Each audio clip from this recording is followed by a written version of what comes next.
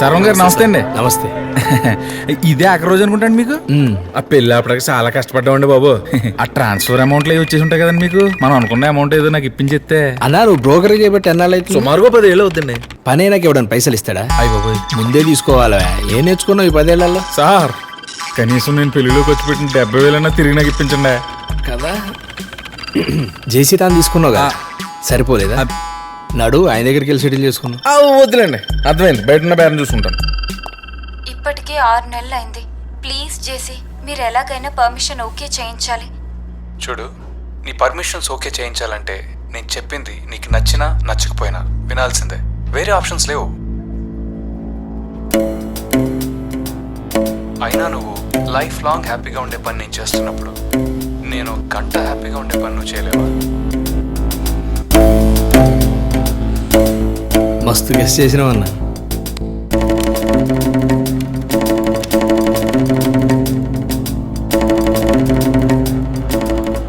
ఏందన్నా చిన్నదానికి ఇంత ఆగమాగం అవుతున్నావు? పెద్దదానిలో చూస్తావా? Breaking news. బట్టబయలైన ఒక ఉన్నతాధికారి రాసలీలలు దేవాలయం వంటి కార్యాలయాన్ని తన నీచ కార్యాలకు వాడుతున్న కమిషనర్. నీకు వేరే ఆప్షన్ ఉందా? నీకు వేరే ఆప్షన్ ఉందా? నీకు వేరే ఆప్షన్ ఉందా? నీ కుర్చీని వాడుకొని నాలాంటి వాళ్ళని ఆడుకోవాలనుకున్నా, డబ్బు సంపాదించాలనుకున్నా క్షమించవచ్చు. కానీ నువ్వు అమ్మాయిల జీవితాలతో ఆడుకుంటున్నావు.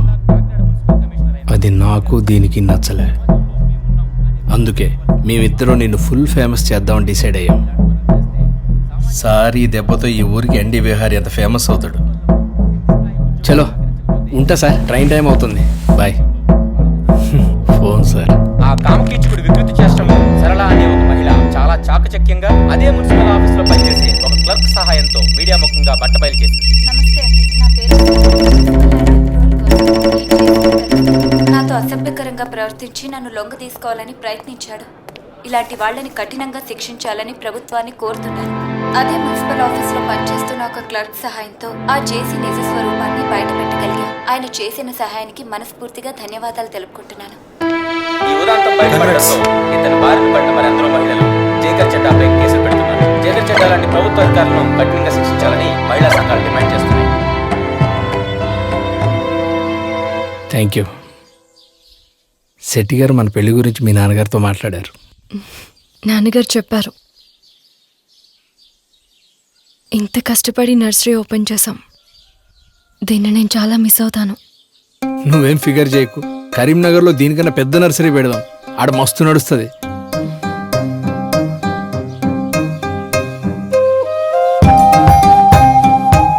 ఆరు నెలల తర్వాత అన్ని క్యారెక్టర్స్ హ్యాపీ. మంచిగా చదువుకుంటే వాని లెక్క నీ ఫ్రెండ్స్ కూడా మంచి దారి చూపించవచ్చు. మొన్న కొనస్థలం సెంటు 3 లక్షలు అయిపోయిందా? మీ బామ్మర్ది చెప్పు, నాకు కూడా ఏదైనా స్థలం ఇప్పించకూడదు? ఓ 20 సెంట్లు ఉందంట, తీసుకుంటారా?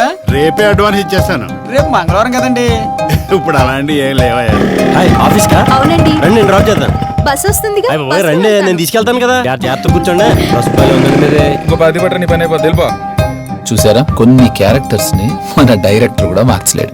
ఏమండి, నర్సరీ ప్లాన్ చేస్తానన్నారు, దాని గురించి మర్చిపోయారా? ఏకయ్యండి ఇప్పుడు ఎందుకు? సపోర్ట్ చేయక ఇంట్లో కూర్చో. అప్పుడు అన్ని దగ్గరుండి చేసి ఇప్పుడు ఇలా మాట్లాడుతున్నారేంటి? మేడం, లవ్ చేసినప్పుడు ఎన్నో చేయాల్సి వస్తుంది. పెళ్ళైనాక ఎవరికైనా చేయబుద్ధి అవుతుందా? ఏంది నకరాలు చేస్తుందా మిమ్మల్ని? ఇరుగు దిష్టి, పొరుగు దిష్టి, ఊళ్ళోలందరి దిష్టి పోవాలా. ఆ రోజు ఇతను మలిపే ఈ రోజు ఇతని గెలుపు. జయంబు నిశ్చయం రా.